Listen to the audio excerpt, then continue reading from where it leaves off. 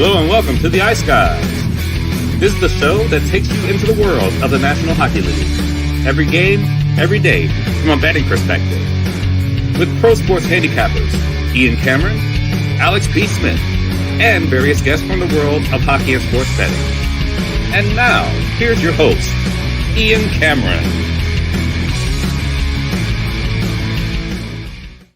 Welcome to the Ice Guys, Sunday, January 21st. Ian Cameron, Matty Robinson with you, ready to break down this Sunday NHL slate. Hope you survived Saturday. It was a very busy Saturday across all sports. You had NFL playoffs, you had NHL, you had, of course, the basketball, a big UFC card last night as well. So it was a very entertaining, very exciting, very busy Saturday. And we've got actually a decent Sunday card. And we're actually going to start having more games on Sundays moving forward, because as football season winds down, the NHL usually puts more games on Sundays. You're going to see once we get into February and March, there's going to be like Sundays with 7 or 8 games. So that's pretty good to see. We've got 6 today in NHL action. We'll break those down in just a moment. Alex B. Smith, your guess is as good as mine where he is, but we'll see if he joins us at some point during the show. Matt, how was your Saturday? Did you enjoy it? How was the betting board for you? How did it treat you? Yeah, great Saturday. A lot of sports on. Essentially, with that early NHL game, I felt like I woke up to hockey and ended my night with UFC. So it was full slate of sports. Being a Niners fan, happy to see them close it out. It was sort of a battle for them to get through. And then, of course, Dallas Stars. I had a number of bets on them. You know, you talked about it on the show yesterday, but it just seemed like everything aligned. Wedgwood back at home, New Jersey missing Jack Hughes, not as good on the road, not as good at home. It just seemed like a Stars night. So I had like the team total, I had the game over, I had the Stars money line, I had the puck line, and of course everything hit. The Wyatt Johnston goal, which was your bargain bin special last night. Loved that. But yeah, great day of sports. I will say the battle of Alberta and that Winnipeg Ottawa game were a little slower than I expected. But overall, you know, they were good games. I just was thinking onslaughts of goals. Toronto, Vancouver did what I thought. And then, of course, that Boston Montreal game, what a wild game. 9-4 or 9-6, 9-4? 9-4, yeah. 9-4. 9-4 like, Boston, yep. Anytime you see a team put up 9, for some reason I feel like 8 is like, okay, yeah, they, you know, had a big night. 9 is just, you know, on another level in the NHL. So that was good to see. But yeah, great Saturday. Up a little later than I expected. So for me, the 9:15 start time, a little early, but I made myself a little cocktail to kind of start the day and hair the dog. So hey, someone made it for the early start time, unlike someone else I know. Exactly. Another story. But when you look at it here, as far as this game goes with us, or with the Saturday slate, we'll look back on it briefly here. I'll tell you what, the Dallas game really, really helped me out, because I actually had I had a slight negative day overall, believe it or not, but it could have been a lot worse if not for the Dallas game. The Dallas game really, really, played out pretty well for me last. But it's perfect. Everything hit in that game, even the over. And that was the one bet I took in that game that I didn't feel great about. But obviously, Dallas tacked onto their lead in the third, and then New Jersey ended up, of course, getting on the board with a couple of goals in the third period, and it ended up being 6-2 in favor of the Dallas Stars. So that was a great game. Best bet for me on the show was Dallas, the over. Wyatt Johnston, bargain bin special of the night. So as you said, that game was absolutely spectacular to me. Everything worked out perfectly. It started off very slow, though, the day. I mean, we had Tampa and Buffalo. I mean, Buffalo loses 3-1. Just weren't ready to step up in class. Beating San Jose and Chicago is not the same as playing Tampa Bay. And obviously we saw that yesterday in that game. Colorado-Philly, I did have the over, but I also had the Flyers. And look, they had an ugly defensive day. They didn't play great at all, in my opinion, in front of Carter Hart. Their penalty kill struggle, the power play for Colorado lit them up yesterday in that game. How about Logan O'Connor, too, getting the hat trick? We have talked about Logan O'Connor on this show, that on the second line, he definitely has some significant value right now as far as player props, playing with Colton and with Wood.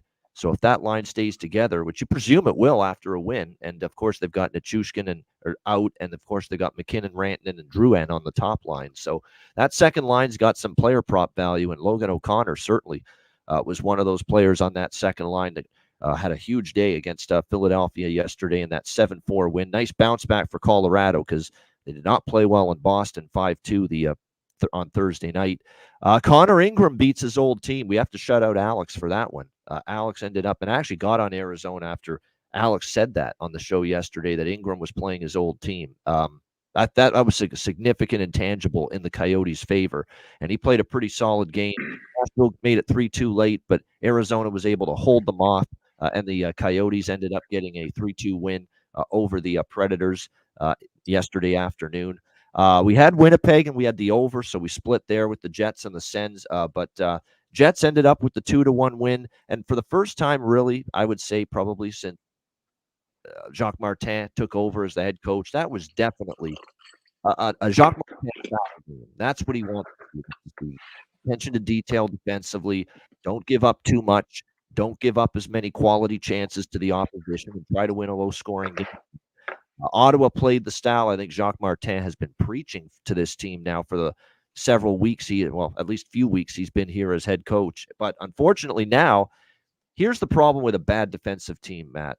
I've seen this for years, and you maybe can relate to this maybe in your hockey background playing the game. When you are a bad defensive team, you almost go and try to overcompensate too much, for your struggles defensively. We're so focused in on defense all of a sudden you forget the strength of your team, which has been scoring, and you worry about that for Ottawa. It's almost like they're willing to just sacrifice the skill of the team just to make sure they absolutely don't give up anything. And the result could be you still end up losing. And we saw that in the Winnipeg game where they know they're struggling defensively. They're not stupid. They're human beings. They know what the problem is. They are trying to fix it. That was a much better defensive game. But now all of a sudden in that game yesterday, although Connor Hellebuck certainly played a role in it, he played solid. Now they can't score. And that's been the strength of the team all year. So it's almost like when you're struggling defensively, Matt, where you've been scoring, but you haven't been keeping the puck out of your net, you almost go overboard and overcompensate. You're so all of a sudden focused and locked in on things defensively that you almost forget, hey, we do have to score at the end of the day. Yeah, no doubt. You saw it in Dallas. And again, I'm always bringing up Dallas, but you saw it in Dallas for a while when Hitchcock came back. Sagan, Ben, guys that at the time in their prime, skilled players that can put up points. We're thinking too defensively. I do think Sagan kind of adapted into that two-way player game that, he wasn't really playing prior to that time. But yeah, at the end of the day, on any team, when you're winning games 5-4, losing 6-3, and then the coach puts a big emphasis on defense, I feel like as a forward myself that usually was thinking offense, you start to think too defensively and you're, chipping pucks out when you've got a 3-on-2 and, you're not creating enough offense. So, and I think it goes both ways when the offense is the focus, maybe you play a little too run and gun and, leave your defense out to dry. So it's a tough balance, but yeah, I definitely saw that in the Ottawa game. They had that 10-minute stretch where they looked good. And they were sort of dominating play. I got a little nervous. I was on the Winnipeg money line. I'm glad they ended up winning it in overtime. But there was a 10, 12-minute span late in the second, early in the third that Ottawa dominated the game. But overall, I mean, for them to only score one goal, they're not going to win many games like that, especially playing Hellebuck. He's lights out. So tough to beat that. So. But yeah, it's definitely a thing. Once you get mental that you need to be focusing on defense, it kind of takes away some of that creativity and some of the offense. So definitely think that's what you're seeing with Ottawa right now. So we'll see if they turn it around here early this morning. We will. Yeah, morning for you. I have to keep reminding myself that. Yeah, it's our 10 a.m. Pacific local time start coming up with Ottawa, Philadelphia, and that'll be the first game we preview coming up on the Sunday slate. The remaining games yesterday were all night games. Vancouver 6-4 over Toronto. That was a good game for Matt and I both. We were on overs in that game, so that was good to see. That's unfortunate for the Toronto Maple Leafs, where I actually thought they played a pretty good game. I mean, what can you say? They had 48 shots on goal. But unfortunately, here's the problem. They didn't give up a ton of shots and not a huge amount of chances, but the chances they gave up were glorious. They were absolutely stupendous chances, and a team like the Vancouver Canucks largely is not going to miss on those chances, and we saw that. And they got in penalty trouble as well throughout the night, and it was not one of Martin Jones' better games either. So you put all that together, and that's how you lose still, even though you carried the play. They didn't have a good first period. That is what cost them too. You can't start the game that way. Credit to them. I thought second and third period, they were better than Vancouver, but that doesn't matter. You have a bad first period against a really good hockey team. It's going to be very difficult to bounce your way out of that. And this is not the first time, too, that Thatcher Demko's had a really good game against Toronto. I find the last few times he's faced the Leafs, he's played very well. And he's a big reason why Vancouver was able to hold up and get that 6-4 win over the Toronto Maple Leafs last night.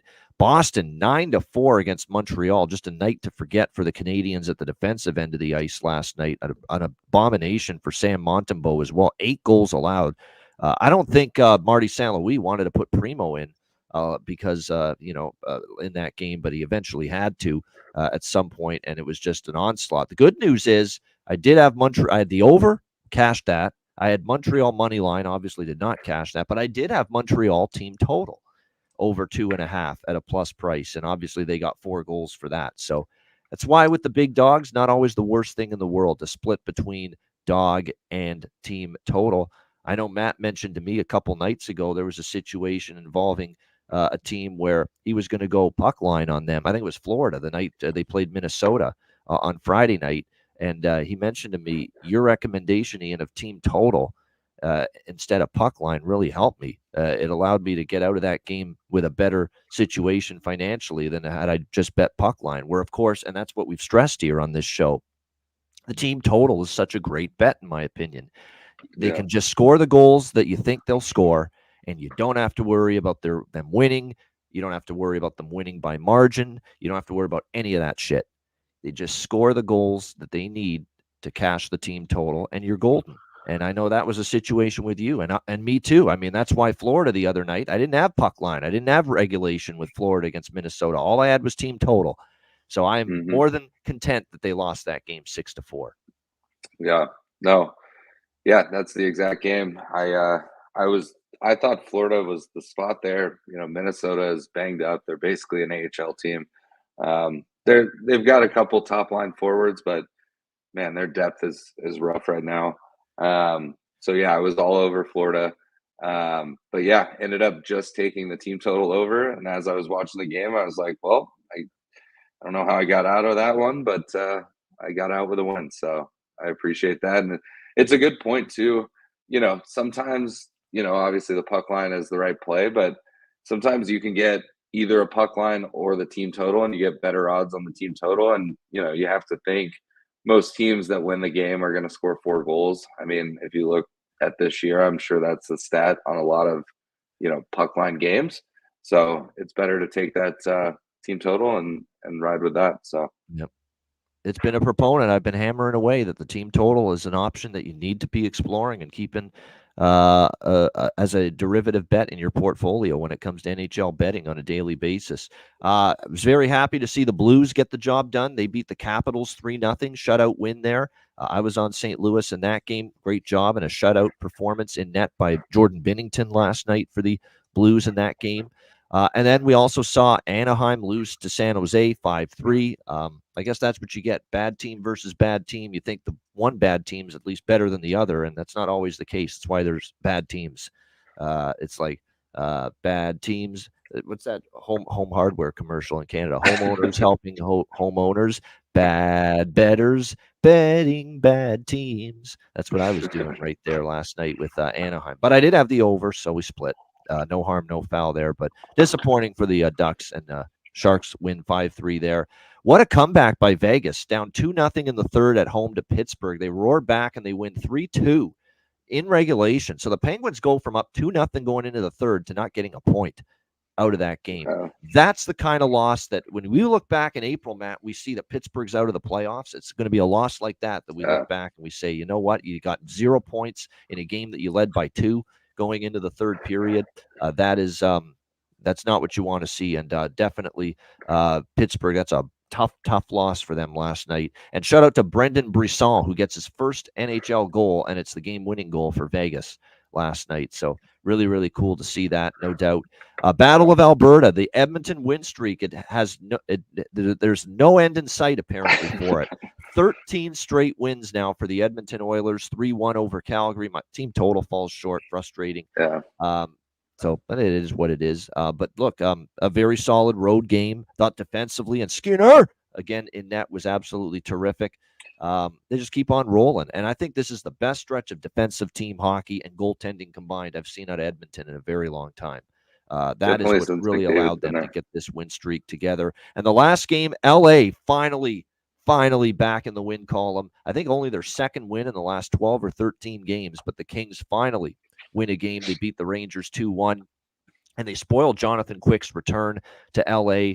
A very emotional scene. Great tribute played at Crypto Arena during one of the commercial breaks, and he got a little emotional. You could see the emotion and the tears in his eyes, and he was getting a little choked up there, Jonathan Quick, with the tribute that they did for him during that game. So really, really nice to see that. And Jonathan Quick's return to LA. He played very good, gave the Rangers a chance, but Rangers offensively here in this road trip, nowhere to be found. One goal in each of their first two games on this trip against Vegas and LA. That's not going to get the job done. Matt, what did you think of the remainder of the games?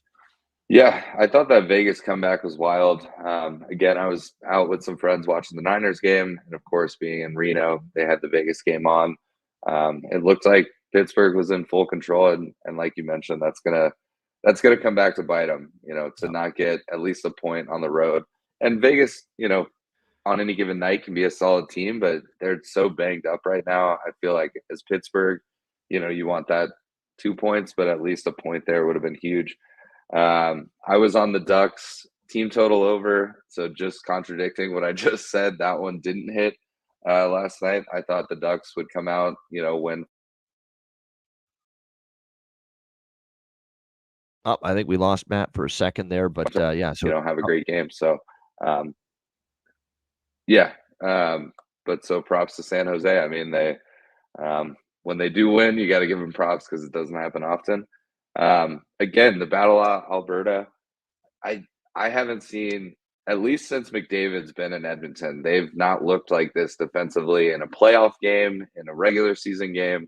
They've looked phenomenal defensively. I mean, Calgary's been playing pretty well, and to only give up one goal on the road, I mean, that's huge for Edmonton. I had the over in that game, of course, which missed. So bummer there. And then, yeah, I just right before we hopped on, I saw the tribute to Quick, which was really cool. I always love those videos. I was at the Madonna retirement night for his jersey. I've seen some other players in Dallas come back, and those videos are always awesome. Whether you're a fan of the team or not, they're good to see. So it would have been nice to see Quick get a win at home, but also good for LA. They've been terrible as of late, so I think they needed that win. But yeah, another kind of not boring game. It was good hockey, but just from a betting perspective, I'm usually an over guy. Just a slower game, in my opinion. But yeah, it was a great slate to in the night. Is this Andrew Robinson saying good things about you? Happen to be related? I gotta guess that's the case. Yeah, so I'll send you a picture after the show. But my older brother, I think, jumped on, and my niece Lily, who is my favorite. Me and her are super close. She's about to be 2. He sent me a picture of her watching the podcast this morning. Obviously not making any sports bets, but just excited to hear what we have to say. So they're both in Dallas. So shout out to them, supporting the cause. There we go. We like it. Very good. There we go. And Jackie, yes, great comeback for Vegas. They're finally getting back on track, even with so many key guys out. Big road trip this week before the break. 100% true. There's no question. This is a big part of the schedule here for Vegas. So we'll see how they end up faring. And like I say, we're starting, I think, with Vegas to see the light at the end of the dark tunnel. They're coming out of the abyss, whatever cliche you want to use. I think we're starting to see that from Vegas. They had their brutal run and now starting to put some better performances together, no question. All right, let's get into Sunday's games. We've got 6 of them, and the first one begins very shortly. Ottawa Senators, Philadelphia Flyers. Philadelphia minus 140. Home favorites, 6.5 being the total here in this game. It is a back-to-back for both teams, but it is a little bit of a lesser problem for Philly. They get to stay right at home after playing Colorado yesterday. That 7-4 loss to the Avs. Ottawa's got to travel from playing Winnipeg at home on Hockey Day in Canada yesterday into Philly for this game here today. We'll see how this one plays out. But look, Ottawa is making progress, small baby steps. They beat Montreal. They played a very good Winnipeg team toe-to-toe yesterday. It's a pretty even hockey game. There were even times Ottawa carried the play. I thought Winnipeg definitely in the first period was the inferior team. Ottawa carried the play in the first period of that game, but they did get stronger as it went on. But no, there's some improvement, and that's 3 games in a row. Actually, if you go back, 4 games in a row for the Ottawa Senators, where now they have outshot the opponent, and that tells you there's some progress being made. There's some their game is starting to improve ever so slightly. We'll see if they can continue to build, but they beat Montreal. They're one of their better games in a while. And I thought against a very good Winnipeg team, they made a great account of themselves. They were better and more paying more attention to detail defensively. And they just now, like we said earlier, it's like they put too much emphasis in defense. They forgot to score. We'll see how this one goes today. There is some big lineup news that we want to mention here for this game on both sides going into it. Obviously, we know for the Philadelphia Flyers, Owen Tippett has been such a huge component to their success lately. He is out for this game today, this afternoon, for the Flyers. Lower body injury and won't play. He left the game late against Colorado yesterday. So the good news is he skated early this morning. So it tells me this is not going to be a long-term thing for Owen Tippett. And for a guy that's got obviously 18 goals and 27 goals, 22 assists. That was last year, sorry. This year, 18 goals, 30 points so far this season. And especially of late, he's had 6 goals, 2 assists the last 7 games for the Philadelphia Flyers. So he's been very good. There's no question. It is worth noting, as Isaac says, that's true. They joined the team yesterday when they played Winnipeg at home, and that's the moms of the Ottawa Senators players. So mom's trip time for Ottawa here. So that's you don't want to fucking embarrass Ma. All right, you don't want to do that. You don't want to make them ashamed of you. And you damn well want to play hard when your mama is up in the press box watching. So we'll see if that inspires Ottawa. We've got Sogard in net here for the Senators today. Mads Sogard, who's been recently called up from Belleville. Very interesting that he's now got his goalie coach here with him too. Justin Peters is the new goalie coach for the Ottawa Senators. And we almost had Justin Peters on the show as a guest actually last year, but then he got a gig with the Belleville Senators. And, it's not exactly the smartest thing in the world to be on an NHL betting show when you're going to be working for an AHL team and now eventually an NHL team. So, but he almost was going to be on the show with us, but we wish him well. I chat with him just occasionally and wish him well with the Ottawa Senators goaltending gig. And he's now the goalie coach there. And of course, he was a goalie for many years in the NHL, mostly a backup in the NHL, Justin Peters. So we'll see if that improves the goaltending. I'll say this. He did a great job at Belleville with the goalies. And just in a couple of games here, since it's like literally he was named goalie coach Monday. The last 2 games, Ottawa goalies give up 2 to Montreal, 2 to Winnipeg. I mean, has he already made an impact or what? Is he already starting to tweak their technique, look at things on video that maybe they're doing wrong or they could do better?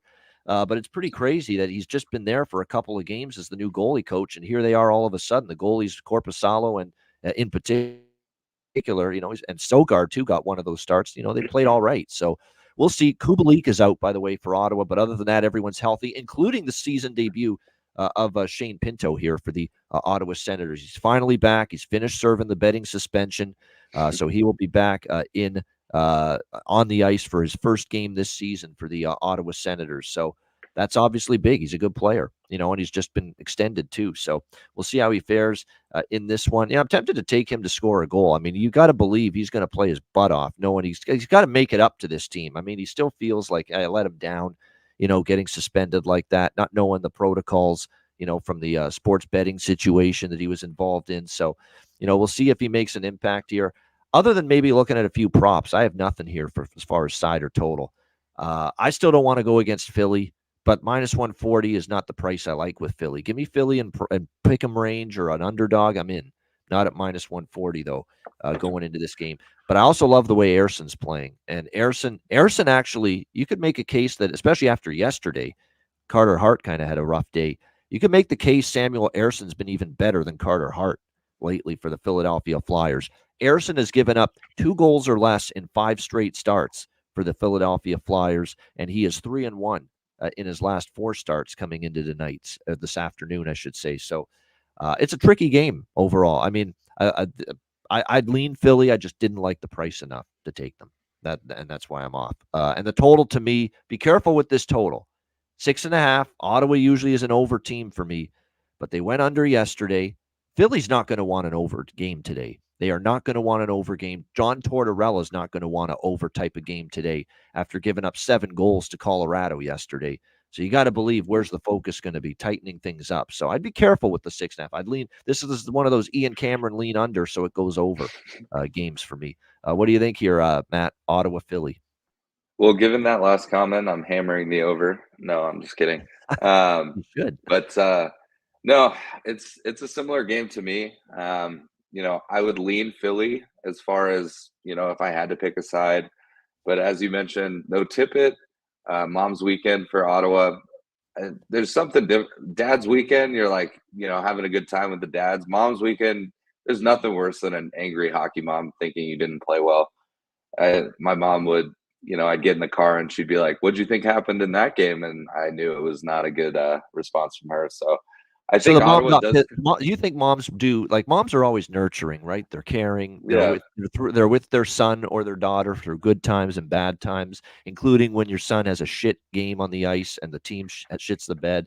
But at the same time, you can always tell when there's that little tone of disappointment in their voice when they're oh yeah, talking to you after a loss. Yeah, yeah. and you Nothing feel worse like than mom a being bag of shit disappointed. for letting them down. Yeah, yeah, Yeah, for sure. yeah. But yeah, so I do think, and Pinto coming back, I saw he just signed that extension for a year. I think he plays well. I think Ottawa could come out and win this game. So again, I don't feel confident either way. I'm not going to bet against Philly at home, especially coming off a loss last night. But at the same time, you think Ottawa is going to come out hot. So I did play the first period over here. I think there might be a couple early goals. Philly trying to tighten things up. Ottawa coming out with a jump. But I think things slow down. Ideally, if you can live it at like 5 late in the first, if that doesn't hit, maybe 5 is the play. But at 6.5, I just don't like it. So I mean, at the end of the day, there's a couple props out there that maybe I would take. I mean, Tippett's hard to not take, but of course he's out. So honestly, outside of that first period over, I'll probably that'll be my only bet for this game. Not a lot I like. So. Yeah, it's official. It looks like Corey Perry is a member of the Edmonton Oilers. So breaking news right there as far as Wow. that is concerned. So there we go. And I know there were a few teams in the mix interested, kicking tires on Corey Perry, but there we go. He is going to I knew. Edmonton.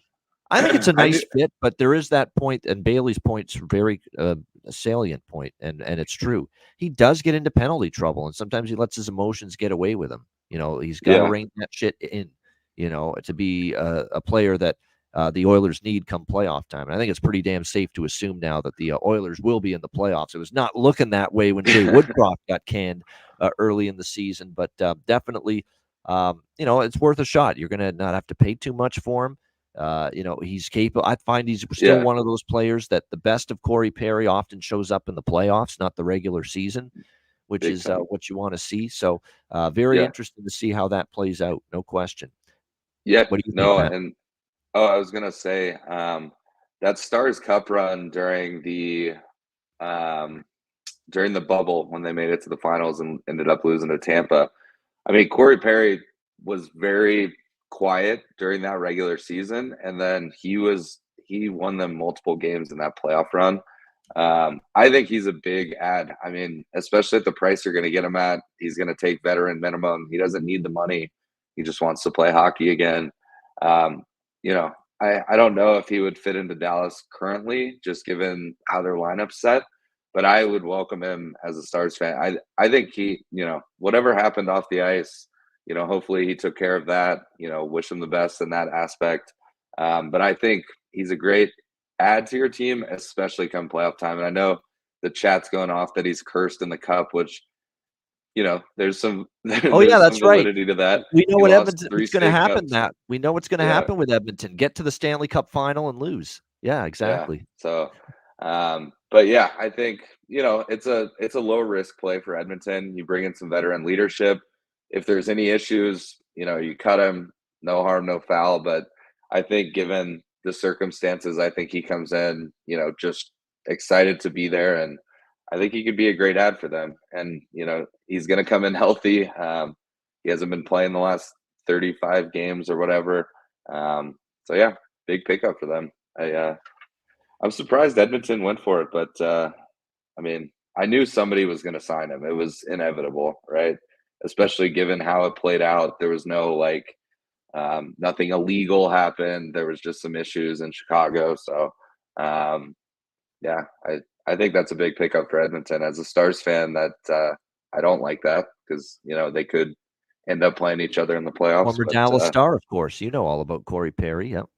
oh yeah, I was at the Winter Classic when he made the famous walk that turned into the meme of the year with the clown shoes, and he got kicked out of the game like 3 minutes in, and then had to make like a mile walk in front of 100,000 people. So, but yeah, I've always enjoyed his play, and I do think he's a big playoff contributor. So I don't hate it for Edmonton. Good for them. All right, I'll throw out a couple props. I mentioned Pinto plus 400. Now, sometimes I worry when the guy's been out for so long. Is he really going to be able to, get to a level where he's going to be able to score his first game back? But at that price, I'll take a chance. Batherson for Ottawa, and I'll throw two out there for Philly. Tyson Forster is heating up, and he's on the top line. It looks like today, so you can get plus 300 with Tyson Forster for the Philadelphia Flyers. And I would stick with Mr. Atkinson, who's really starting to roll. He had a couple points yesterday.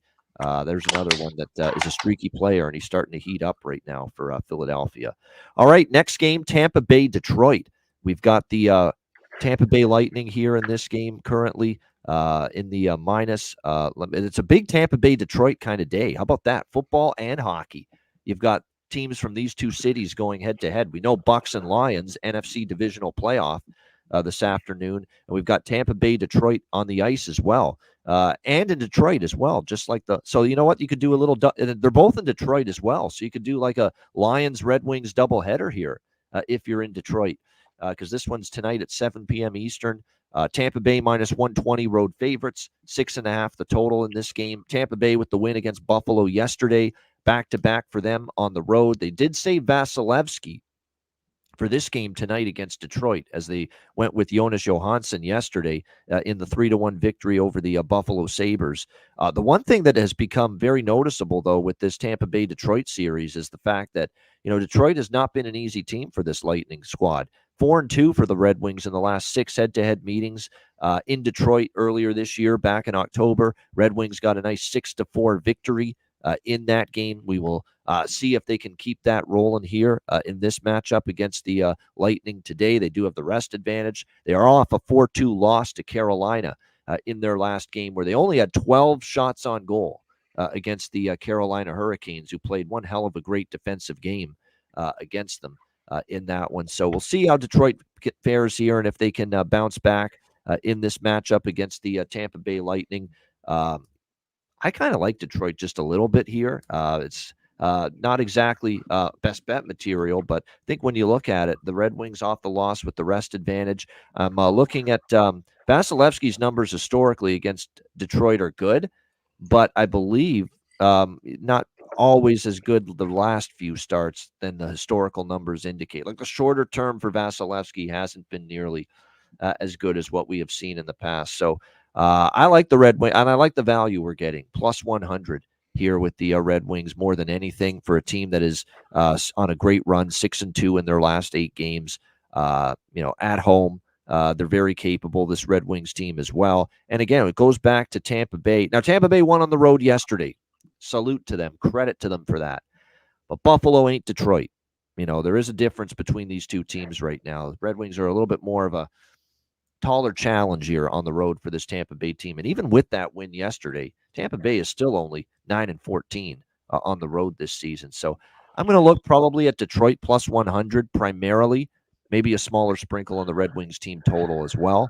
But primarily here, I'm going to look at the plus 100 here with Detroit on the money line. What do you think here in this one, Matt, with Tampa Bay, Detroit? I think in this one, too, I'd lean over, but I prefer the first period over. What do you think here? Yeah, I think it's going to be interesting. Tampa, Detroit, and 2 sports. I do think it won't be a packed house for the Red Wings. I think the game is 2:00 Central Time, so 3:00 Eastern Time for the NFL, and then I don't imagine a lot of people make it from one game to the other. I don't know what the complex is. I know in Philly, all their arenas are in one little area, so people go, to multiple games in the same day. But I think that plays a factor. I love the over on paper, but thinking about that, I would lean towards the first period over and then maybe a game under. I'm not going to take it. I hate betting the under, but that's sort of where my head's at. But I also think it might be fun to throw a little sprinkle on a Detroit parlay. 2 home games. You're getting plus money on the Red Wings. I know Detroit's probably the favorite in the NFL game. I actually haven't looked, but I would assume so. So, maybe you do a little Detroit parlay, or if you're a Tampa fan, maybe you do a Tampa parlay, get the dogs in the NFL game. So, don't love a lot here. I mean, I'm sure there's some props you could play. But yeah, I like the first period over. I like where your head's at there. That's probably what I'll take on this game. And if I was to pick a team, I would take that plus 100 Detroit. I don't know that I will actually take it, but that's where I lean. Tampa hasn't been as good on the road this whole season, and Detroit's they're in that weird spot where they're young, they're feisty, they fight for those wins. So I would lean Detroit. I don't know if I'll take it. We'll see how the game starts, but I do like that first period over, so I'll definitely jump on that with you. All right, Larkin, Fabry, Perron for props for Detroit. I like a nice little variety of those.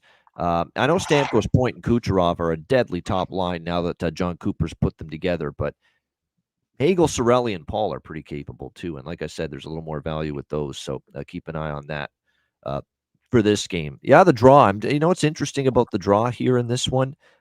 We haven't seen as many draws with head-to-head lately with Tampa, Detroit, so I'm not on this one. I'm not. You could make a case for it, but I'm not on this one with Tampa Bay and Detroit as far as the draw is concerned. And like I said, as far as goaltending in this game, right now we're expecting Vasilevsky versus Lyon. Neither one's been confirmed, but that is what we expect. And by the way, the distance between Little Caesars Arena, where the Red Wings and the Pistons play, and Ford Field, where the Detroit Lions play, is very minimal. It's like 5 minutes of driving distance. So it's like walking distance, basically. So, yeah, easily you can get from Ford Field to Little Caesars Arena and get there in time for the hockey game tonight. Assuming there's no overtime with the Bucks-Lions game, you'll definitely be able to get there in time for the start. And I do think if the Lions come out and win, and it's a decisive win, then I lean heavy on Detroit because, but a bunch of drunk Lions fans flooding into the pizza box there, Little Caesars Arena, and making more noise for the Red Wings later. Yeah, there's definitely some truth to that. Something to think about there. If the Lions come out and they're up, 28-0 at halftime, then maybe I side with the Red Wings here and throw a little money on them. So something to consider. Now you see why we do shows on weekends and nobody else has an NHL betting show live on weekends, because look at the viewership. We're about to hit 300 live viewers right now. People loving the fact that there's actually a Sunday NHL betting show serving their needs, serving their betting needs, and we appreciate it. Hit the like button. Show your appreciation.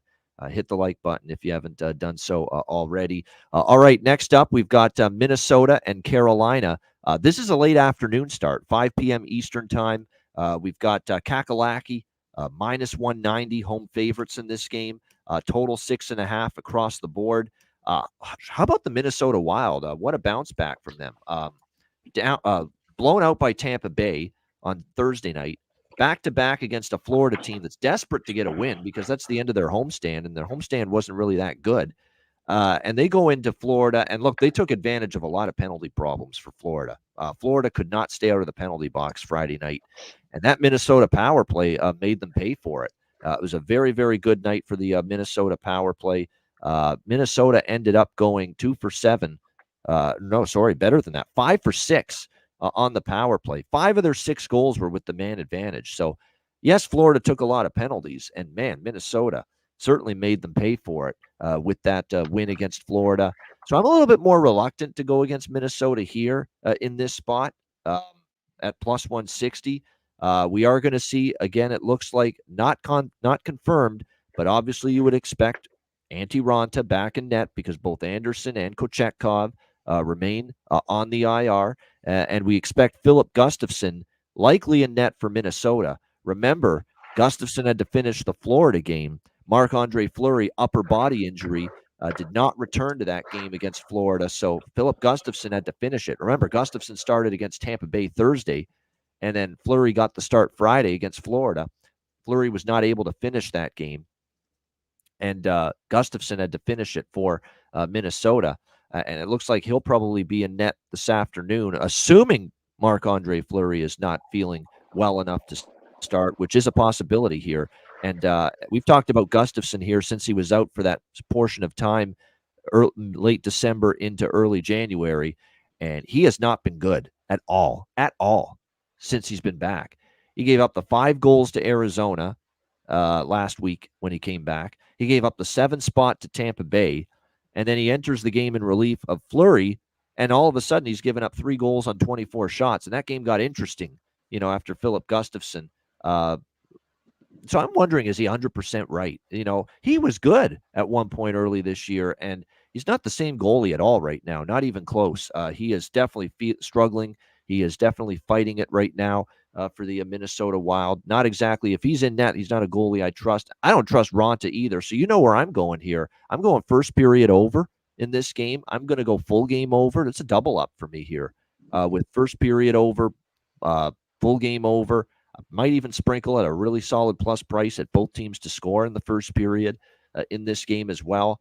I mean, you've got Gustafsson, who's being lit up like a Christmas tree in January here so far in the last 3 starts. You've got Raanta, who faces 12 shots, only 12 shots, and somehow still gives up 2 goals against Detroit. And the first goal he gave up to Kostin was an abomination. It was off his glove, and it trickles over the goal line. It was a brutal goal to give up. So, and we know Antti Raanta's had a tough year. His confidence has definitely been taking a hit. He was down in the AHL trying to get some kind of confidence back. So we'll see how he fares here. But, when you face only 12 shots the other night and you give up 2 goals, and one of them was really a bad one, it's not what you want to see out of your goaltending here. So I think we're going to see some goals here. So I like first period over, full game over. Now, this has not been an over series history necessarily. I do want to point that out. Especially in Minnesota, though. A lot of the unders have been in Minnesota between these two teams. In Carolina, we've seen more overs. In fact, we still have seen 7-3 to the over in the last 10 meetings. Now, 3 of the last 4 have stayed under, but 2 of those were in Minnesota. The last time these teams played in Carolina last year, it was 5-2 for the Hurricanes. It went over the total. So I'm going to look toward over the total here in this first period and full game split with that. What do you think here in this one, Matt? Minnesota, Carolina. Yeah, I loved the first period over. Given the goalie situation, I think I also will take the game over. I think Carolina should win this game. Obviously, not going to take them at that minus 190. Maybe an opportunity for a Carolina team total, just given what we were talking about earlier. And then, of course, I'm on the show, so you've got to take the Stefan Noesen goal prop. It's hit every time I've been on the show. And so I may even – I'm seeing on Bovada, Stefan Noesen, anytime goal scorer, plus 360. And then for him to score the first one, which I do think has happened once or twice, they get an early power play, it's plus 1,800. So I might, throw a minimum bet on that just for fun. Hopefully he gets a power play goal. Maybe it's off his shin guard in the first period. So, but yeah, I think Carolina takes this game. At home, that rink in Raleigh gets pretty rowdy. So I love the first period over. I love the game over. And then the Stephen Nason goal prop. That'll probably be my plays for this one. Yeah, I'm with you on Stephen Nason, but there's one Carolina Hurricane that I'm with even more than that, and that's Jordan Martinook. And shout out to Jimmy Murphy on Friday, who had that as his bargain bin special. And Jordan Martinook scores the first goal for Carolina Friday night against Detroit. He has now scored in 4 straight games for the Carolina Hurricanes, and there's really not been a huge adjustment in his goal prop pricing either. Plus 460 at BetMGM for Jordan Martinook to score a goal here tonight in this game, or this afternoon, I should say, because it's 5 p.m. Eastern. So, yeah, I'm back on that for sure. Jordan Martinook for the Carolina Hurricanes in this one. Yeah, like I say, he's been heating up for them, no question about that. And I think that's probably a good look. As far as Minnesota, whether it's Eric Sinek, whether it's Rossi, Boldy, Hartman continues to produce for the Minnesota Wild. There's some good. This is a goal prop game because we do think there's going to be some offense here today with these two teams. So definitely keep an eye on that. Like I said, Martinook, 4 goals, 1 assist, 5 points the last 4 games. Jarvis with 5 points in the last 4 games as well for Carolina. And like I said, for Minnesota, Kaprizov's starting to get better, but the value's never great for him. But more importantly, Eric Sinek. More importantly, Hartman. More importantly, Boldy. And more importantly, too, if you want to look for defenseman prop, just even to get a point, get an assist, Brock Faber for Minnesota. Man, this guy's been involved in a lot of the offense. Not so much goal scoring, plus 700 if you really want to take a shot, but his assist prop is plus 182. Okay, and he has been racking up the assists here of late from the blue line for Minnesota. 4 assists in the last 3 games for Brock Faber from the blue line here for the Minnesota Wild. So definitely good to see that. Yes, Rich, I've mentioned that. No question. Svechnikov, multiple points in 7 of the last 11 games. Over 1.5 points with either him or with Aho, for that matter. Never the worst option when you're talking about Carolina. So a lot of good props here as far as this game goes. In a game like, I think we're going to see a chance for some goals here this afternoon with the Wild and the Canes. All right, next up, Matt's Dallas Stars taking on the New York Islanders. We've got Dallas minus 115 road favorites, 6 the total in this game. When you look at this matchup here, first of all, Dallas treated, I think, the whole entire Ice Guys family very well last night because I like Dallas a lot in that spot. Matt did. Everyone in the chat seemed to make a case for Dallas against New Jersey last night, and it played out to perfection with that 6-2 win over the Devils. So we'll see if they can build on that. You knew they were going to play a lot better last night after the loss to Philadelphia. They did. Everyone was on board. No question about that. There was no passengers last night for the Dallas Stars. Everyone played a great game. Wedgwood was solid in net. And it was just a big bounce back effort, top to bottom, complete game for a team that obviously wasn't happy with getting dominated by the Philadelphia Flyers the way they were. But now they're on a back-to-back here on the road against an Islanders team that is rest. They are off a road trip, though, so that's always a tricky spot. But they had the rest advantage because they played Friday in Chicago. And this is what people are probably wondering why I haven't brought it up yet, but I wanted to save it for this game. And obviously, we were going to talk about it, and that's obviously the big news yesterday. The biggest news in the NHL was Lane Lambert getting fired, something that we thought could have happened a month and a half ago, when they had that West Coast road trip, of disaster, when they were losing to Vancouver and Calgary and Edmonton, and they just had that brutal Western road trip.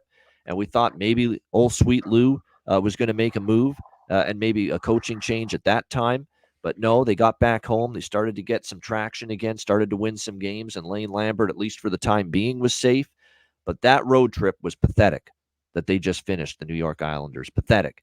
And at that point, I guess Lou Lamoriello had enough. It's like, I can't keep I got to make a coaching change. This is unacceptable.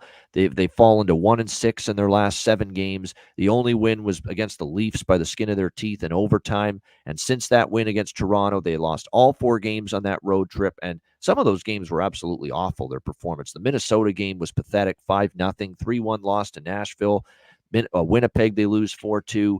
How on earth do you a Chicago team? I think that was the last straw. The Chicago loss in overtime because it's a Chicago team that couldn't put a puck in the ocean for several games in a row, and here's Chicago all of a sudden lighting you up and beating you in overtime, scoring 4 goals, and that was just enough. And finally, Lou Lamoriello said, "I got to make a coaching change to see if we can salvage this season," and he has done that, and he hasn't done that with any ordinary cat. He is bringing in Patrick Waugh, the legend himself, one of the best goalies in the NHL, and a guy that's really done a hell of a coaching job in some previous spots. Now, we know in the NHL with Colorado years ago, it didn't go great. And there was a lot of back and forth with players, and it wasn't always a smooth relationship with Patrick Waugh and his players at that time. But you've got to think Patrick Waugh has learned a fucking lot about coaching in the National Hockey League from his experience in Colorado to now. Where he got humbled a little bit with the way it ended in Colorado. He decided, I'm not going to give up on this dream. I'm going to coach in junior. He ended up taking the job with the Quebec Remparts in the Quebec Major Junior Hockey League. And from all reports, you could read a bunch of different opinions on Patrick Waugh and his tenure as a junior head coach. Everyone to a man says he did a phenomenal job there. He got the most out of every player. The young players all developed and improved their game under Patrick Waugh when he coached there in Quebec. And apparently it was an experience where he learned a lot about himself, as a hockey head coach.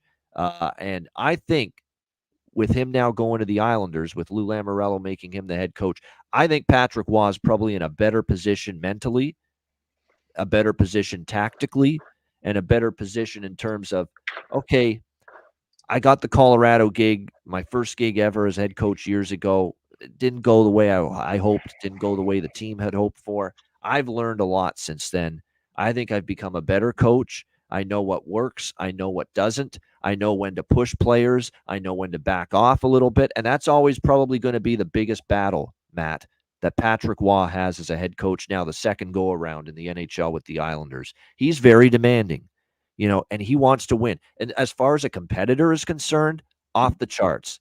You're going to find very few people in the world of hockey that want to win more than Patrick Waugh. That is an intense competitor, a fierce competitor, willing to push anybody to the brink of the edge of the cliff in order to get the best out of them. But those tactics, we know in 2024, it's harder to work and it's harder to use those tactics successfully on these young players compared to back in the day. So I think I'm sure he's realized that, knowing how the Colorado experiment and the situation went there. So I think it's going to end up going well, especially out of the gate, simply because what coaching change hasn't worked, for their teams this season right out of the gate, except maybe Ottawa. Ottawa, I think, is the only team this season where they actually lost the first game after the coaching change. Every other team, you look at it. John Hines, when he took over from Evason in Minnesota, they went on a run. Chris Knobloch, when he took over from Jay Woodcroft in Edmonton, they went on a run.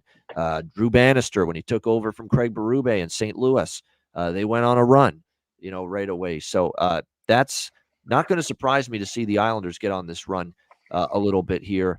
I'm going to take them here today, the Islanders, minus 105 in this game. There's also a couple other things I like. I think first period over is a good look in this game because the thing, too, with Patrick Waugh is, you're going to have a little bit more freedom here in terms of what you want to do offensively. That's the good thing. We'll see how he fares here. But, this first game, this is Patrick Waugh behind the bench, man. One of the greatest players at his position of all time in the sport.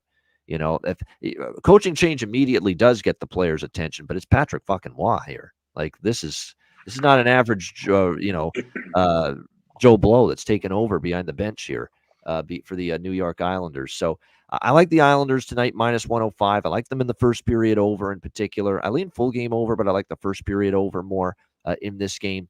Islanders minus 105. And I'm going to take a shot with the draw here. I am. Islanders, how can I not? I will take the draw. I could see this being, what I also like too, not just Islanders in the game. I'm going to see what that puck line is for the Islanders in the first period. Not the money line. I know the money line's probably minus 110 or so it would be for first period money line. I'm going to go for the gusto. I'm going to go for that plus money in the first period because I could see the Islanders, coming out, swinging, all kinds of energy, adrenaline. Patrick Waugh behind the bench for his first game with the Islanders. So I'm going to go for that -0.5 in the first period at plus. What can we get here? I'm going to, it's alternative puck line, plus 200. That's a hell of a price right there. Plus 200 for the New York Islanders first period puck line. That means Islanders have the lead after the first 20 minutes. I'm going to sprinkle on that. That's worth a look, in my opinion. I think you're going to get a strong start. We'll see how it goes. But yeah, definitely, I think. So Islanders full game split with Islanders puck line. Probably have a little more on the full game, but that plus 200 at -0.5 in the first period puck line for the Islanders. To me, that's worth a look in this spot. No question about that. And I'm also going to look at a little draw and a little first period over here in this game as well. And look, Jake Ottinger will be in net for Dallas on the back-to-back because it was Wedgwood last night. But, Ottinger continues to be up and down. He had one good game there, I think, last week. Philly game, he faced a ton of shots and he had no help. Yeah. I can't put that on Ottinger, but he still hasn't been great this season and even of late. So, like I say, it's going to be a good challenge here against the Islanders. And the one thing that Dallas has had a propensity is they have that great game, and you knew they would bring it last night. And can they do it 2 in a row? There's been some inconsistency with this group lately. We'll see if they can avoid that here tonight. Now, I know you're a big Dallas fan, Matt, and I know you look to bet them at every reason, any excuse you can make to bet Dallas. I know you're going to look in that direction. But how about tonight when they're facing the New York Islanders and this usually impenetrable betting angle in the NHL with the team playing their first game with the new head coach? That's almost always money in the bank. Will it be tonight? Yeah, it's tough knowing that Waugh's on the bench tonight. I mean, it definitely adds a toss-up factor in there. I know you mentioned I'm gonna find ways to bet Dallas. I do still, at the end of the day, like Dallas here for a couple different reasons. I do think Jake Ottinger takes a loss personally, whether it was his fault in Philly or not. And I know, he was on the bench last night, but I think he's going to look to bounce back. I think he's going to play well tonight. I know in seasons past, him after a loss was like almost an auto bet. It's not been the case this year. The inconsistencies for sure been there. I do love the first period, and I almost love both teams to score. Just given that I think the Islanders will come out and score a goal in the first period. I think I lean there's no doubt about that. But I do think, when there's a back-to-back and they're going from New Jersey to New York, I mean, it's not like they had to get on a plane and, make a long trip. And I do think there's something to be said about, being on the road in close proximity. The guys are together. There's no distractions. They're not going home to their wives. They're literally just, back at the hotel ready to go for the next night. And Dallas this year, outside of that Philly game, they're 7-1 against the Metro. I do think they're the better team. Again, the coaching change is the only thing that kind of irks me a little bit and makes me nervous. But I was kind of thinking before you even mentioned it that this could be a Thailanders type game. Maybe Dallas gets the OT winner. Maybe it goes the other way. But I could see this being a 2-2, 3-3, go to OT type of game. So I'm definitely going to be on the first period over. I will probably take the game over at 6, just because I think that the Islanders will come out hot, but I think, Dallas is feeling good about last night's game, and I think their offense is rolling. It'll be interesting to see if Marchman's back in the lineup. Obviously, that line is incredible when all 3 of them are playing. And then I think from a prop perspective, I think I'm going to ride the Wyatt Johnston train, assuming he stays on that line with Henson Robo. And then I even saw, as far as props go, I think him to get 2 or more points is plus 400. Again, if it turns out that Dallas does come out and play well and they're rolling again, I think, it's very easy to see him getting a couple assists on. I mean, Rupe has been lights out. Robo's always dangerous at times. So I like that prop as well. 2 points for Wyatt Johnston. But yeah, I mean, I totally understand the siding with the Islanders. There's the coaching change. It does scare me a lot. But I think Dallas plays Tuesday night against Detroit. I think their thought process is they've got to get the win tonight. And then, if they end the road trip 2-2, not a bad road trip through the Eastern Conference. But Patrick Waugh being on the bench, maybe the hockey gods maybe the Islanders win 10-1 tonight. I don't know. But I like to think that Oettinger comes out and plays a strong game after that Philly game. And again, you mentioned it's not that it was his fault, but he does not like giving up 5 goals in a game, and he'll take that personally. So I would look for him to bounce back. And if you think the Islanders are going to come out hot, maybe an Oettinger saves prop is worth a look. I don't know what it's at, but maybe they get 15 shots in the first period. If he gives up 1, I think that's a really start nice look, actually. I could definitely see them being on the front foot tonight, the Islanders. And Dallas a little sluggish now, back to back. Remember, Dallas gave up 40 shots the other night to Philadelphia.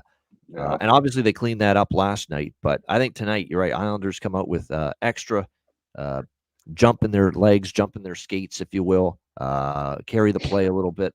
So, yeah, I think over saves is not a bad look tonight for Oettinger. That makes sense to me. Yeah. All right, there we go. Cool. Dallas and Islanders. Yeah, as far as the props go, as long as he stays on the top line. Now, it won't be bargain bin tonight because I think the Islanders are coming to play, but you still got to look at Johnston with Hintz and Robertson. The Donovs moved up with Duchesne and Sagan, by the way, with Marchment maybe a no-go again tonight with the illness, so keep an eye on that. And then as far as the Islanders, now, I believe this lineup was really the last lineup we saw when Lane Lambert coached them against Chicago, and this is Patrick Waugh now behind the bench, so there could be some lineup change. I don't know if this is going to be Patrick Waugh's lineup tonight for the Islanders in his debut behind the bench for them, but Hudson Fasching was on the second line with Brock Nelson and Kyle Palmieri. Anders Lee, the captain, with Horvat and Barzal. Holmstrom with J.G. Pajot and Julien Gauthier on the third line. Matt Martin, Kyle McLean, Cal Clutterbuck on the fourth line. But again, I think that was the last game against Chicago with Lambert. This is now Waugh behind the bench. So let's see how he fares in this game against, or how he puts his lines together. So I would hold off on Islanders props. Let's wait until right before puck drop. And all these sites like RotoWire, Daily Faceoff, they update the line combinations right before puck drop based on the pregame skate. That's when we're going to get a firm indication of what the Islander lineup looks like tonight. But there could be some changes, and if we see someone up the lineup that we don't necessarily expect, that could be a signal to maybe jump in, and take a look at whoever's moving up the lineup tonight for the Islanders with Patrick Waugh here behind the bench. All right, we've got 2 games left. New York Rangers, Anaheim Ducks. Rangers minus 225 to minus 230. Road favorites, 6 the total, shaded to the under. Wow, this is one that it's tough to really wrap your head around, really either side in this game. You really want the Rangers are the better team, obviously, but minus 230 with the way they're playing right now, a team that's just 1-7 in their last 8 games. I mean, it's becoming concerning right now for the New York Rangers, the way it's going for them. Or sorry, 2-7, sorry, 2-6 in their last 8 games. It hasn't been great. They lose back-to-back to start this road trip against LA and Vegas. We'll see how they fare. It's back-to-back games for both teams here, the Rangers and the Ducks, and they both played around the same time last night, late Saturday night. Rangers losing 2-1 to LA, Anaheim losing 5-3 to San Jose in this game. This is pick your poison here. Do you want to lay this kind of a price with a struggling Rangers team, even though they are the better team? No. Do you want to trust Anaheim? Anaheim couldn't even beat San Jose last night. They're 2-8 in their last 10 games. So really, really difficult spot here. Anaheim did beat them actually last year in Anaheim, 3-2. So the Rangers lost here in Anaheim last year. And then, of course, they beat the Ducks 5-1 back in New York in December. But boy, I mean, I'm not seeing a whole lot I like here out of this Anaheim team. I'm going to lean over in this game, if anything.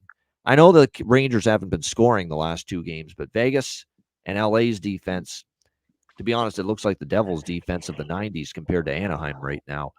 There's no question about that. So, yes, they are not scoring. 1 goal in each of the last 2 games, and to me, they're starting to look more and more like a team that if they don't score on the power play, they don't score at all. I think their 5-on-5 offense lately, the Rangers, has been pretty porous. Not much production lately out of the 5-on-5, even strength part of their game. But I think tonight against this Anaheim team, I mean, we just saw them give up 5 to San Jose. We've seen them on this terrible losing streak. They have given up at least 3 goals to their opponent in 4, 5, 6, 7 of their last 8 games. This should be a night where the Rangers offense comes to life a little bit here again with this Anaheim D that is just, it's not LA's defense, it's not Vegas's. So this should be an opportunity here for the New York Rangers to get a little offensive mojo back in their sails again going into this game. Anaheim, by the way, they've gone over in 4 of the last 6 games. We've seen 5-1, 3-2, 6-4, 4-3. We've seen overs now in 3 of the last 4 as well. And we've seen the over cash at a 1, 2, 3, 4, 5, 6, and 4 clip in the last 10 head-to-head meetings. I would probably lean in that direction here. I don't know about a Rangers team total over, but because I do think there's a chance maybe Anaheim could strike, especially on home ice. It looks like we're going to see Shesterkin on the back-to-back for the Rangers. Remember, it was Jonathan Quick last night. Lukas Dostal in net here for the Anaheim Ducks here in this game. He's kind of hit a wall the last few. 3 goals to Nashville, 3 to Detroit, 5 goals allowed to Tampa Bay. It's kind of a rougher night for him. He's faced a shit ton of shots, though. We do have to keep that in mind here as well. But yeah, I'm looking towards probably over 6 or nothing at all in this game. What do you think here, Matt? Rangers, Ducks. Yeah, I like the over. I like it a lot, actually. Just Shesterkin, obviously can be a Vezina caliber goalie, but he, similar to Jake Onger, not this year. We mentioned that he's been very inconsistent. He's given up 4 more goals in 3 of his last 5 games. But I do think, given the last 2 games for the Rangers, they've got to put up some goals tonight. Like, they've got to start rolling again, and they are the better team. Obviously on paper, I do think Anaheim can score a couple goals here and there. Maybe they get a power play. They've got some weapons as well.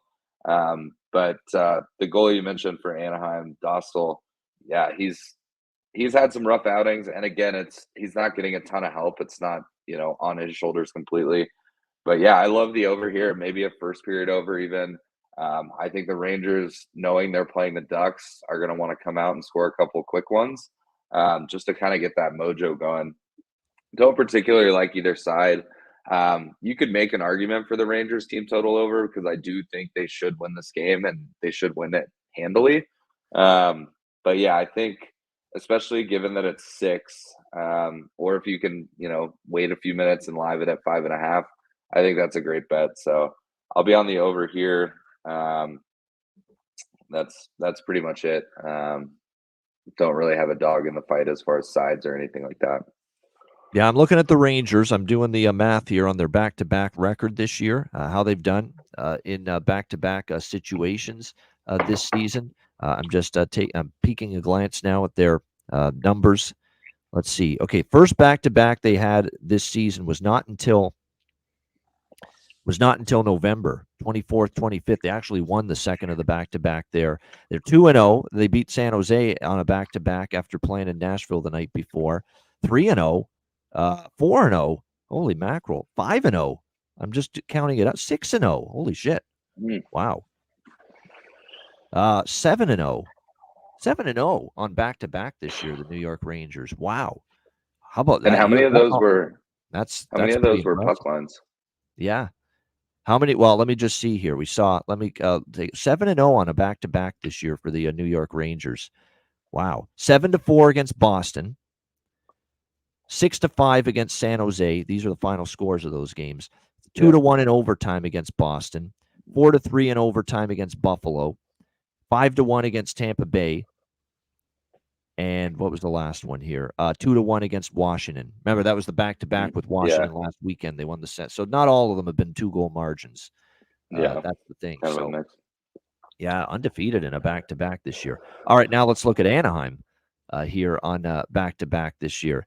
Anaheim Ducks on back. We know they're not a great team. Well, they did win their first back-to-back of the year against Carolina, 6-3. So 1-0.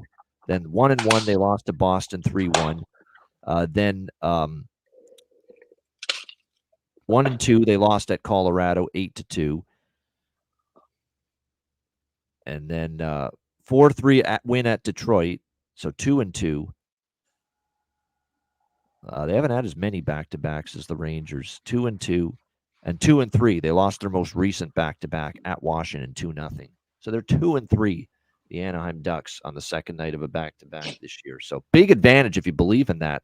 Back-to-back records, big advantage for the New York Rangers. I still can't trust them fully, though. I mean, unless you're going to take them -1. What's the -1 on them here tonight in this game? I don't see. That's the reason I didn't have it on my list of games that are on my card or on the short list to be on my card because I didn't love the price enough for the -1. -1 is -148. I don't like that price. I don't like that price. One thing I might look at is the first period puck line for the Rangers. I think they'll come out strong, and I don't see the Ducks, really giving them a lot of pushback. So maybe I think it's +130. Rangers -0.5 first period. So that might be something to look at. But that's what I would do. Yep. Yeah. Whenever it's this kind of favorite, Matt, and I don't love the regulation and the puck line for the full game. You take first period puck line or nothing. That's what you do. And at least you're going to get plus money with that. Yeah, I could see it. I could see maybe first period puck line. Certainly if you like the Rangers, that's the only thing I would consider. Yeah, Flyers just scored 1-0 Philadelphia, power play goal for them. All right, final game of this. And by the way, for props, there's not really a lot I like for props here, but McTavish, he's the one that's always noticeable for Anaheim. I would say Trocheck for the Rangers. Kakko is kind of, he had that one game where he scored on the top line, and since then, he's actually had shots, but no finish. But he's probably still worth a look if he stays on the top line for the Rangers tonight. All right, final game, Toronto Maple Leafs, Seattle Kraken, even money, -110 both sides, 6 the total in this game. Really tough, tough spot for Toronto. This is the tail end of the road trip, although I believe they have, it's weird schedule here. They go home to play Winnipeg on Wednesday, and then they finished their pre-All-Star break schedule. They finished that on Saturday, January 27th, next Saturday at Winnipeg. So it's a home and home with the Winnipeg Jets coming up for the Leafs after this game in Seattle. So they go home for the one game against Winnipeg, then they play at Winnipeg next Saturday. But back-to-back, third road game in 4 nights. And if you go back to the Tuesday game against Edmonton, this is going to be their 4th in 6 nights for the Toronto Maple Leafs. So it's been a grueling schedule for them. 4th game in 6 nights on the road here for Toronto. 6-4 loss to Vancouver last night. Seattle's got a big rest advantage. Now, they had a long road trip, 6 games, and this is not always a great spot coming home from a road trip of that magnitude. So it's kind of like a bet against spot versus a bet against spot, in my opinion. I don't think it's a great spot for Seattle. I think it's just as bad, if not worse, for Toronto right now going into this game. So we'll see. And look, you're right. As Terry says, you're right. The Kraken entered the Oilers game with a flu bug running through the team, illness. They fought through it. I thought there was a very valiant effort against a red-hot Edmonton team. They had a 2-0 lead, but they give up 4 unanswered goals. They lose 4-2. It looks like tonight, I think the flu bug is still bothering them because Beniers is on IR, Belmar's on IR, Gord has already been ruled out. His is due to a suspension, that hit he had on Matthias Ekholm. Just silly for him to do something like that. Vince Dunn, he has also been missing the last few games. All of those guys are either out or questionable. None of them are a sure thing to suit up tonight for Seattle. And we know they've definitely struggled without all of those guys. It looks like here tonight, Beniers and Gord out, done game time decision. Joey Decord and net as we expect. We definitely, for Toronto, expect Ilya Samsonov to get a start. He's due to get a start. It's a back-to-back. Martin Jones probably needs a rest at this point anyway. So we should expect Ilya Samsonov to play. He's had a terrible year, but he did have a better start against Detroit. We saw him his first start since he got recalled from the AHL, and he did play pretty well in that game. They lost that game, but it wasn't because of him. I thought he played pretty solid. It was certainly better than what we had seen from Ilya Samsonov in his stint before that. This is just, for me, a draw. That's what I'm going to look at. Leafs Kraken draw. Neither team is all that trustworthy in this spot. I think both of these teams have the potential to go to OT. We saw 4-3 Toronto in a shootout back in November between these two teams. So we saw overtime and a shootout between them earlier this season when they met in Toronto. We know it's the Toronto Maple draws, although it's kind of cooled off lately. I mean, 5 straight Leaf games have not gone past regulation. But I think in this spot, there's a good potential for a overtime or a shootout candidate here with the Toronto Maple Leafs and the Seattle Kraken. So The only bet for me is the draw. I think the total's tricky too. Seattle's not scoring as much lately with these injuries. Toronto, and as much as I love Toronto overs, especially with the goaltending shaky, I would lean over. But the concern is after giving up 6 last night to the Vancouver Canucks that they're going to want to tighten it up tonight big time. And the fact that Joey Decord's playing pretty well and Seattle's not scoring now with these injuries and the illnesses that are running through the dressing room right now. So all of that takes me off the over. The over's only a lean for me. The only bet for me pregame is the draw here, other than maybe some player props. Matt, what do you think here? Last game, Toronto, Seattle. Yeah, the over is tricky. I mean, on paper, a total at 6 with these two teams, I would usually take it. But I just, on the back-to-back for Toronto, Joey Decord's been lights out. I love the draw here, just given what we've talked about with Decord. He loves playing in overtime. He gets there a lot of games. To me, it could be 3-3 or 0-0 going to overtime too. So I don't think I'll take the over. I think the draw is probably the only play. I lean Toronto here, just given the injuries with the Kraken coming off a loss. They're just coming from Vancouver. It's, a short ferry ride over. They're not making a big trip. It's sort of like the Dallas trip to the Islanders. I would lean Toronto here, and given that it's basically a pick 'em, maybe I take Toronto. But it's tough to bet against Joey Decord, just given, that he can win games on his own. So I lean Toronto. I like the over given the teams, but just given the situation, I'll probably, if anything, throw a little on the draw and probably pass on this game overall. So, all right, there we go. Yeah, I think this is just this is a tricky game. It really is, because I don't think either team's in a great spot. Toronto's got to be feeling it with their legs, road weary, all these air miles that they've been logging here this week. 4th game in 6 nights. Seattle's off a long road trip. They're banged up, beaten up to shit, and they've got an illness going through the team. So neither team's in a very good spot. That's why I'm just sticking with the draw. As far as props go for this game tonight, I mean, it's really status quo. I mean, it's hard. You'd like to be able to take Matthew Nyes and Max Domi and Yarncroke and Bertuzzi even, and these guys just are snake bit right now. Nobody is producing from this supporting cast. I mean, all of it has fallen on the shoulders of Marner and Matthews and Nylander, who finally got back going last night with a couple of goals. It's hard to trust player props with the supporting cast right now for the Toronto Maple Leafs. And then on the blue line, you've got Morgan Riley's probably the prop I like the most, believe it or not. Morgan Riley is at least jumping up into the play. He had 2 points last night, both assists. He's had goals, but believe it or not, in 3 of the last 7 games for Toronto. He's trying to jump up into the play a little bit, so not bad.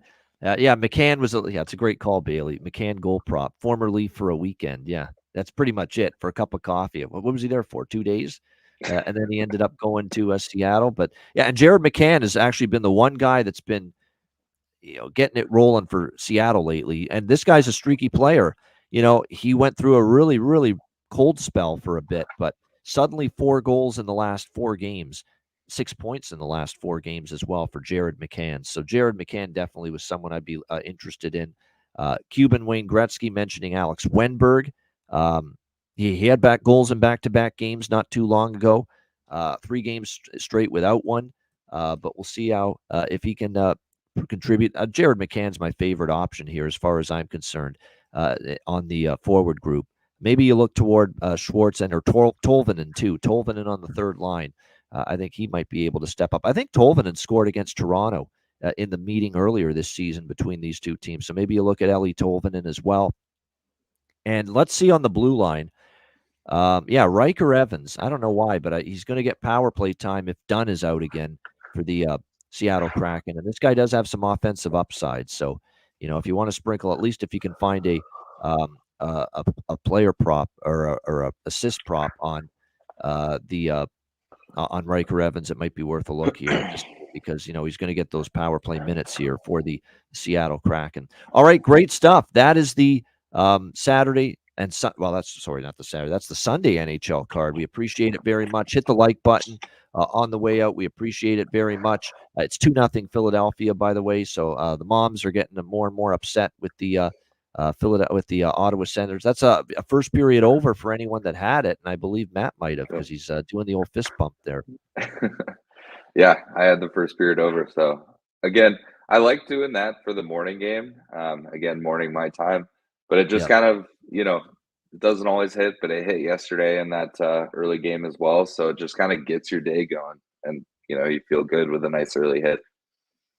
No doubt, and that was again an early hit. And like I say, but a lot of the games where I'm leaning over with, there's a lot. I like the first period and a lot, like Detroit, Tampa, Minnesota, Carolina. I'm splitting it up first period and full game. So definitely first period overs. Like I said, this time of year too, I find things do tighten up more as the game goes on. We've seen instances where first period over and then full game under. Tampa Buffalo stands out. Like look at that one yesterday, first period over, and then it was pretty much a dead solid under right after that for the rest of the game. All right. So that is, again, the Sunday card. Patreon.com/Ice Guys. Make sure you sign up. $10 per month. And again, we've got our daily sides, totals, and player props posted there every day. I know there has been some discontent expressed from some about how timely we get the plays posted. It's a delicate balance. We don't want to post the card and then have to edit it a million times after that. So we decided we're going to post the card about half an hour or so before puck drop. We want to see the lineups one last time, get everything locked in, and then post the card. I know that's a short turnaround time for getting everything bet, if you want to use that card as a reference point to make your own bets. But, the other alternative is it's tough because we always, both of us, Alex and I, we add stuff later in the day closer to puck drop. So we just want to make sure we post once with everything. And for that reason, that's why we posted around 6:30 p.m. Eastern time. And as far as the weekends, I know, the early starts, we're not always able to get the card up for the very early afternoon games. That's just the way, unfortunately, it goes. But we will always have the card, sides, totals, player props for all the night games, 7 days a week, every single night game, 7 days a week. We'll make better attempts in the future to get the card posted for the afternoon games as well. But definitely for the night games, we'll always have it on the page before puck drop. So no question. So again, the daily card is posted there. Sides, totals, player props, patreon.com/Ice Guys. Just $10 per month. Our goalie charts, our totals charts are there. Plus, we're going to have bonus videos and content moving forward, especially after football season ends. And we do have our first Patreon exclusive Ice Guys live betcast of 2024 coming up here toward the end of January. It's actually coming up very soon, and we know the date. Matt knows the date. I know the date. Alex knows the date.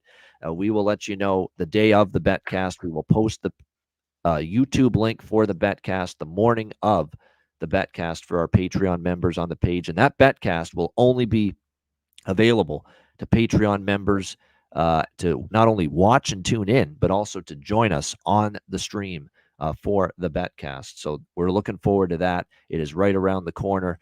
And also, of course, the Ice Guys store. Make sure you get yourself some gear and some Ice Guys merch over at iceguys.myspreadshop.com. All right, it is time for Bargain Bin Special of the night for this Sunday slate.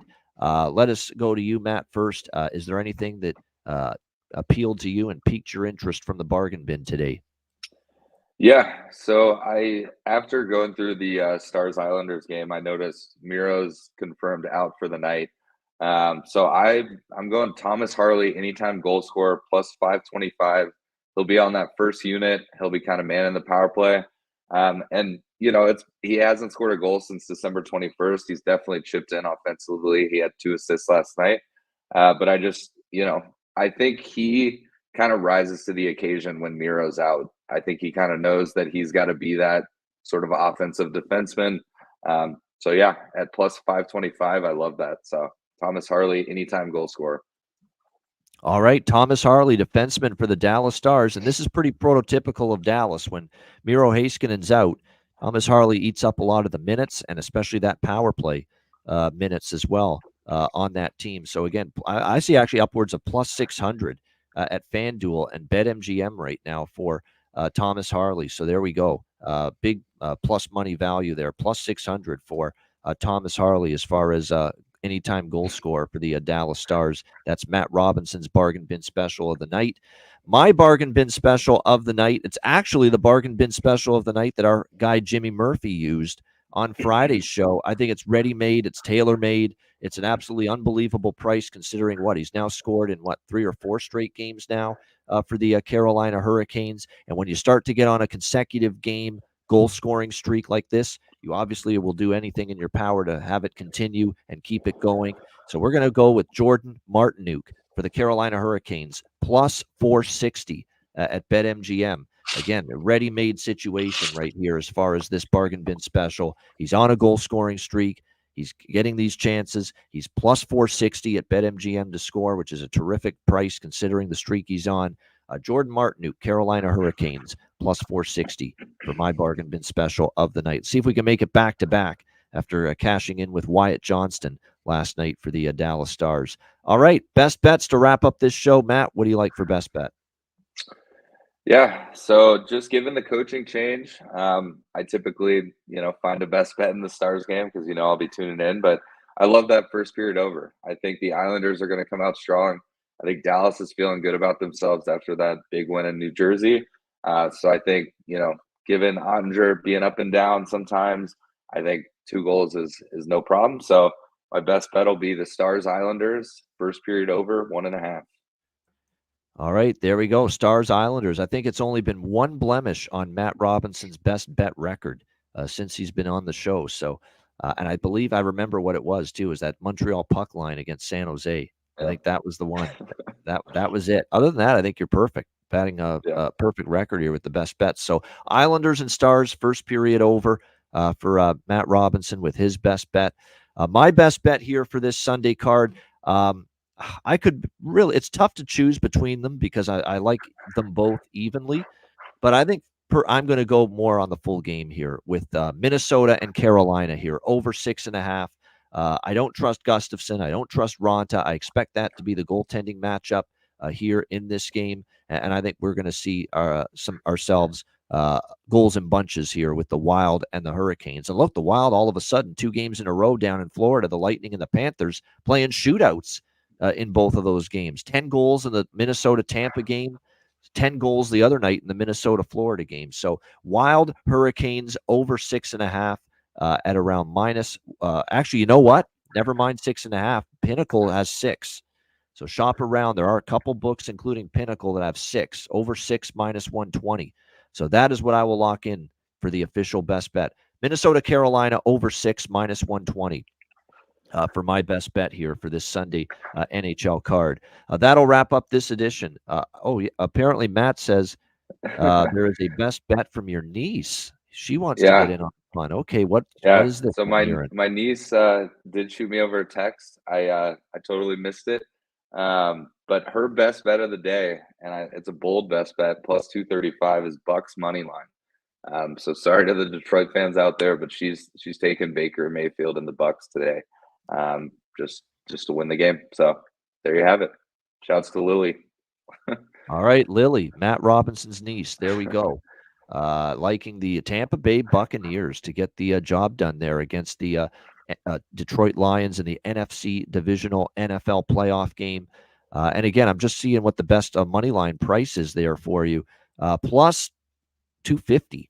You can get as high as plus 250 with that money line price on the Tampa Bay Buccaneers in this game. I actually have a small Detroit Lions minus 5.5 bet, but primarily I like the over in that game. As long as there's enough points there with those 2 teams, I'll be happy at the end of the day. And Chiefs Bills, I have a small Bills bet. I was thinking of going pretty big on Buffalo, but the defensive injuries concern me on that side of the football for Buffalo going into that game. So I kept it a little smaller on them. So great day of NFL playoff football. Great day of NHL hockey on the way.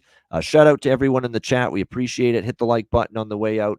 And again, we got a great week of shows coming up.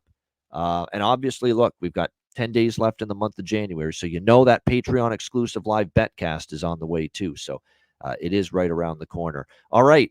That's it. A reminder, the Ice Guys is live 7 days a week. Monday to Friday, 2 p.m. Eastern, Saturday and Sunday, noon Eastern. And if you can't watch the show live, download the Ice Guys podcast in audio form on all major podcast platforms: Google Podcasts, Apple Podcasts, Spotify, Stitcher, iHeartRadio, Amazon Music, and more. Download the Ice Guys podcast when you can't watch the show live. For Matt Robinson, I'm Ian Cameron. Have a great Sunday. Enjoy the games and good luck. And we will talk to you again tomorrow on Monday for a brand new week and another edition of the Ice Guys.